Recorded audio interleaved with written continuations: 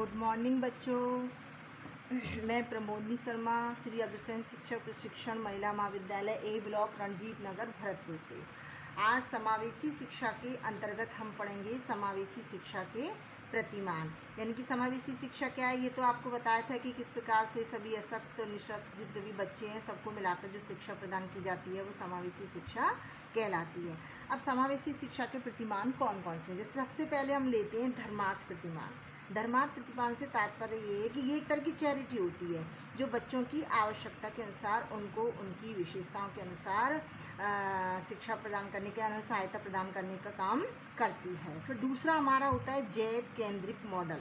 जैव केंद्रिक मॉडल जो होता है वो उनकी योग्यता के अनुसार समाज उसमें सम्मिलित रहता है, उनकी योग्यता के अनुसार उनको शिक्षा प्रदान करने का काम करता है। फिर है हमारा क्रियात्मक प्रतिमान। क्रियात्मक प्रतिमान से तात्पर्य ये है कि इसमें क्रिया को विशेष महत्व दिया जाता है कि बालक किस प्रकार से क्रिया करके, चाहे वो अशक्त है चाहे सामान्य है, दोनों बच्चों को मिलाकर जो शिक्षा की दी जाएगी जिसमें उन्हें क्रिया करके दिखाना है, सीखना है। इसमें विभिन्न प्रकार के जो उपकरण हैं उन उपकरणों के माध्यम से शिक्षा प्रदान की जाएगी, उसे क्रियात्मक प्रतिमान के अंतर्गत रखा जाएगा। फिर मानव अधिकार प्रतिमान। मानव अधिकार प्रतिमान से तात्पर्य ये है कि जो बच्चा जिस अधिकार को पाता है, जैसे सामान्य बच्चों को जो अधिकार प्राप्त होते हैं वो ही उन विशिष्ट बच्चों को भी अधिकार प्राप्त होने चाहिए, तो उसको हम मानव अधिकार प्रतिमान के अंतर्गत रखते हैं। फिर शैक्षिक प्रतिमान की बात करते हैं। शैक्षिक प्रतिमान से तात्पर्य ये है कि उनकी शिक्षा में किसी प्रकार की बाधा उत्पन्न नहीं होनी चाहिए। इस शैक्षिक प्रतिमान में माता पिता, शिक्षक, विद्यालय के प्राचार्य, समाज के लोग सब मिलकर कार्य करते हैं जिससे उनकी शिक्षा बाधित ना हो और उनको निरंतर शिक्षा प्राप्त होती रहे।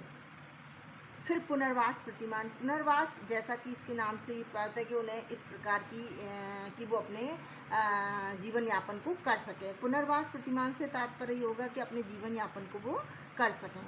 इसमें क्या होगा, उनको उनकी योग्यता के अनुसार कार्य करना सिखाया जाएगा या रोजगार के अवसर उन्हें प्रदान किए जाएंगे जिससे वो पुनर्वास अपना कर सकें, उसे हम पुनर्वास प्रतिमान के अंतर्गत रखेंगे। फिर बात करते हैं हम आर्थिक प्रतिमान। आर्थिक प्रतिमान से उन्हें आर्थिक सहायता प्रदान करना है। यदि कोई बालक आर्थिक रूप से असक्षम है या उसके अंदर कोई ऐसी योग्यता है और वो आर्थिक रूप से सक्षम है और उसको आगे बढ़ने में दिक्कत आ रही है, तो आर्थिक प्रतिमान उसको आर्थिक क्षेत्र में सहायता प्रदान करेंगे जिससे बालक आगे बढ़ सके।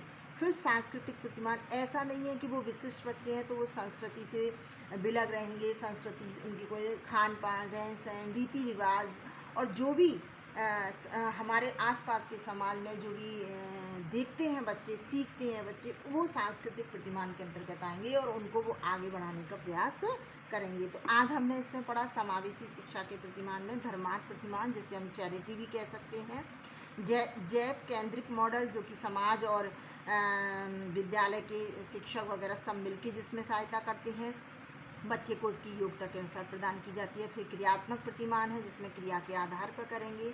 मानवाधिकार यानी कि उनको भी उतने ही अधिकार प्राप्त होने चाहिए जिनकी सामान्य बच्चों को प्राप्त होते हैं। फिर शैक्षिक प्रतिमान, शिक्षा में कोई बाधा नहीं आनी चाहिए। पुनर्वास प्रतिमान, उन्हें स्थापित करने का प्रयास किया जाना चाहिए। आर्थिक रूप से वो किसी भी क्षेत्र में पिछड़ने नहीं चाहिए कि आर्थिक रूप से कि ऐसा वो फीस जमा नहीं कर सके या ऐसा कोई कार्य नहीं कर सके। सांस्कृतिक प्रतिमान के रीति रिवाज, खान पान, रहन सहन को आगे बढ़ाने का कार्य भी उनका है।